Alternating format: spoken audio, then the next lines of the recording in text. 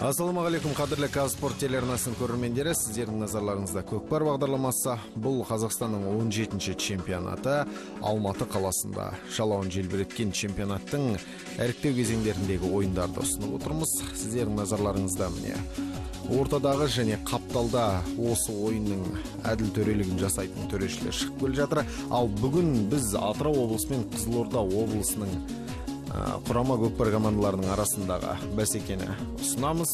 Бұл 17-ші рет елімізде ұйымдастырылған ересектер арасында Қазақстан чемпионатының 9-шы ойыны, қадірлі телекөрермендер. Екі команданың жігіттері де өте мықты. Екі командада көбінесе атқа жұмыс істейді. Өздеріңіз жақсы білетіндей, осы жігіттердің енді қалай ойын үрдегін көрсететінін байқайтын боламыз. Әуелі екі команданың құраммен таныстыра кетейік. Бұл Атырау облысының жігіттері дәл қазір сіздердің назарларыңызда. Сонымен Атырау облысының құрамы мына тізімде өнер көрсетеді. Бірінші нөмірде Ералы Тойчиев, екінші нөмірде Рауан Жарменов, үшінші нөмірде Төлеген Көмпейісов, төртінші нөмірде Алтынбек Ибрагимов, бесінші нөмірде Ағабек Бердіқұлов, алтыншы нөмірде Нұрболат Бөлеген, сегізде Серік Қарагөзиев, 9-да Болысбек Мейрамбек, 10-да Әділхан Уайдашев, 10-да Алмат Жүнісов, 11-де Жасұлан Айтбай, 12-де Мержан Жарменов. Команданың жетекшісі Руслан Төлеген, команданың жаттықтырушысы Төлеген Көмпейісов. Ал Қызылорда облысының құрама көкпар командасының тізімі міне сіздердің назарларыңызда. Қанат Абылбеков бастайды, екінші нөмірдегі Асқат Мырзагелдиев, үшінші нөмірде Олжас Оспанов, төртінші нөмірде Алтай Қоңқаев, бесінші нөмірде Абай Ережев, 6-да Асылбек Әуезов, 7-де Пазылхан Өміртаев, 8-де Наурызғожа Әмзеев, 9-да Ертайын Әлтаев, 10-да Нұржан Қамбарбеков, 11-де Жасұлан Мұратов, 12-ші нөмірде Шымырбек Сейткермов. Ортадағы төреші міне сіздердің назарларыңыз тұрған Нұрдәулет Момынов, ал қапталдағы төрешілер Сидулла Жәлелев, Зиябек Жеткеров және Ғани Нұржанов. Міне осы азаматтар бүгінгі ойынға әділ төрелігін жасайды. Қазір әдеттегідей Қазақстан ұлттық спорт түрлері қауымдастығы бекіткен ереже бойынша өтетін бәсекеде екі команданың жігіттері бір-бірімен амандасып, хал сұрасып дегендей.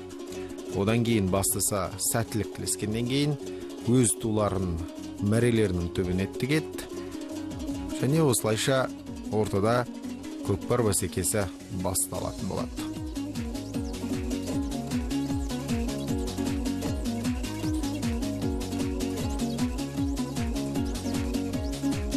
Әрине, бұл жерде Атырау облысының жігіттері көбінесе мықтылық қылуы мүмкін. Өйткені жалпы спортта легионер дейтін термин бар. Яғни өзге облыстан болмаса өзге аймақтан басқа аймаққа барып ойын өрнегін көрсететін мықты жігіттерді алады. Оны өздеріңіз жақсы білесіздер. Дәл сондай трансферлік кезеңмен Атырау облыста, Оңтүстік Қазақстан облысынан, Қызылорда облысынан, Жамбыл облысынан біраз мықты жігіттерді жинаған. Сол жігіттер қазір өнер көрсетуде. Міне қалай еңкейеді. Қараңыздаршы, өте тамаша. Бұл Атырау облысының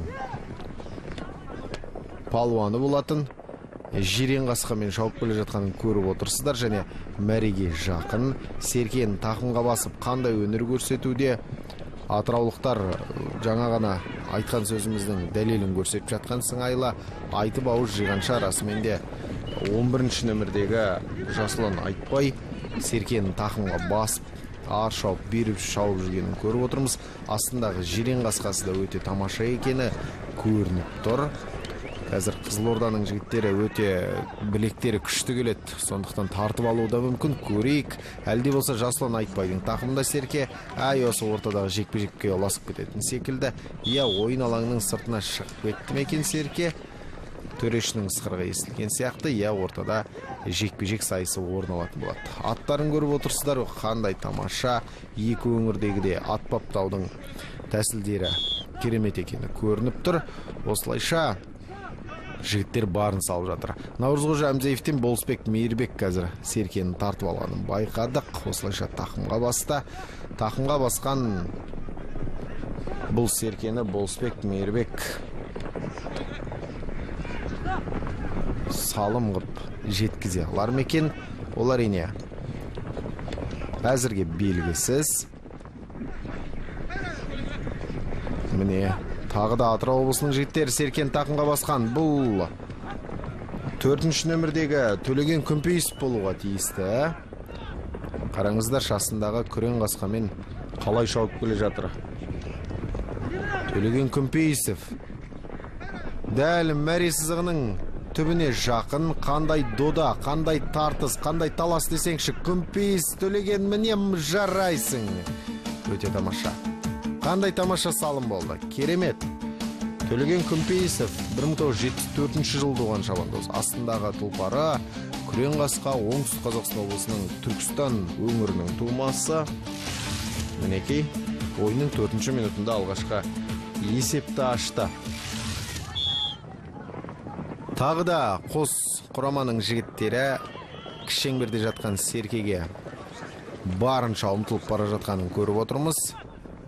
Қызылорданың жігіттері Серкеге еңкейгенмен бұл жолы ала алмай қалды. Әлде болса бір-бірін жауып, қандай тамаша ойын өрнегін көрсетуде. Өте керемет.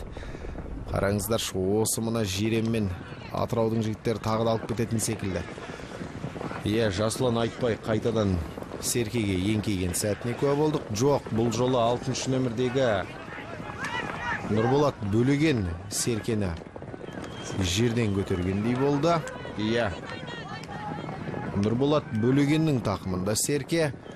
Астында Қарагермен қалай жеткіп келе жатқанын көріп отырмыз. Бұл салым болуға тиісті, өйткені мәре сызығына жақындап қалды. Кері жағынан шабуылды тойтаруға Қызылорданың жігіттері барынша тырысып жатыр. Енді доданың ту сыртынан айналып шығады. Қараңыздар, Қызылорданың жігіттері атпен қалай қағып Серкені Нұрболаттың тақымынан түсіріп кетті. Әдемі қорғаныс, өте тамаша өнер көрсету. Қораптап тұрып шығарып тастады сыртқа. Әлде болса Серке Қызылордалық жігіттердің тақымында.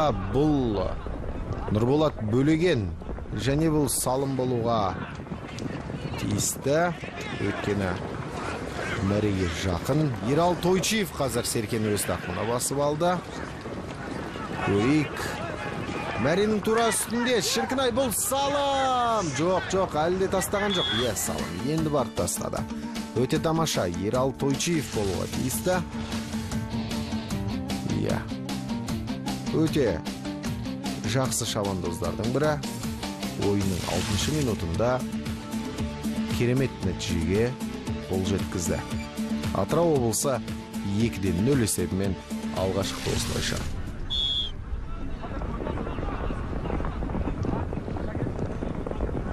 Тағы да кішеңберде жатқан Серкеге талас басталды. Жігіттер барынша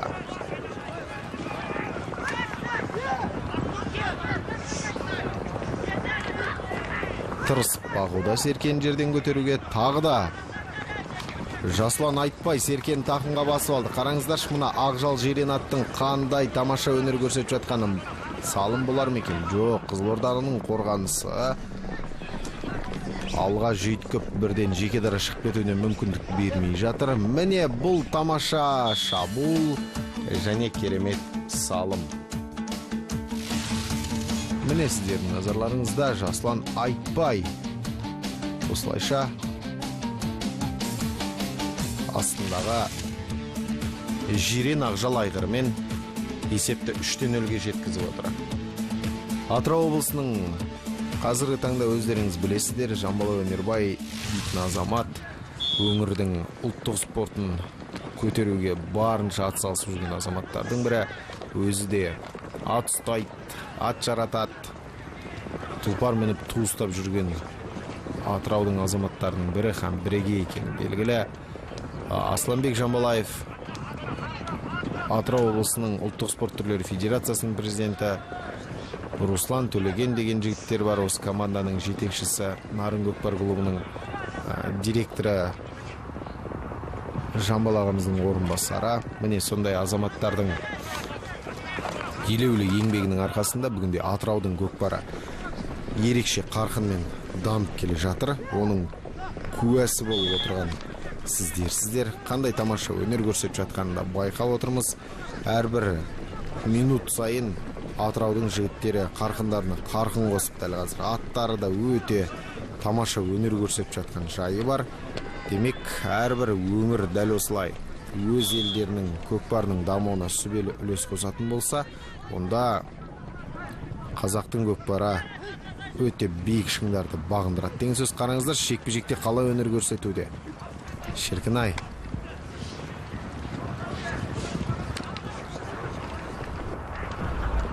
Ертай Нәлтаевтың астындағы ат өте керемет екен.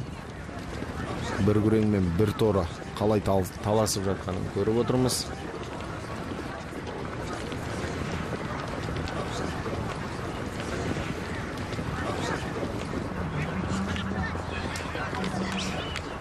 Әлде болса ортадағы шеңбердің ішінде жекпе-жек өтуде. Серке әлі Қызылордалықтың да немесе Атыраудың жігіттерінің де тақымына түскен жоқ. Егер 2 минуттың ішінде Серке жерден көтерілмейтін болса, онда ортадағы төреші Нұрдәулет Момынов атты да адамды да ауыстыруға тиісті. Төрешінің ысқырығына да жақын қалған секілдіміз. Бірақ Қызылорданың жігіттері Серкен жерден көтеріп кететін сияқты. Тамаша жарайсыңдар, бірақ мүмкіндік болмай қалды. Міне осындай әдемі сәтті тамаша пайдаланған Атырау облысының жігіттері қалай өнер көрсеткенін көрдік, және төрешінің ысқырығы естілді. Демек, ортадағы шеңбердегі жекпе-жекке шығатын атты да адамды да ауыстырады. Жасұлан Айтбай мен Жасұлан Мұратовтың арасындағы жекпе-жек. Міне Қызылорданың жігіттері жерден Серкені көтермесе де, көтерген Жасұлан Айтбайдың тақымындағы Серкеге жабысқанын көрдік. Жасұлан Айтбай Серкені тақымға басып шабуылға шыққан, бірақ Қызылорданың жігіттері біреу бір жағынан аттың алқыммен итеріп, екінші жағынан Серкесінен тартып, ойын алаңының сыртына шығарып жерді. Десек те ештеңе ете қоймас, бірақ ортада тағы да жекпе-жек сайысы болады. Қорғаныста енді Қызылорданың жігіттері тамаша өнер көрсетуде. Соның өзінде атыраулықтар 3 салымды қазір салып кетті.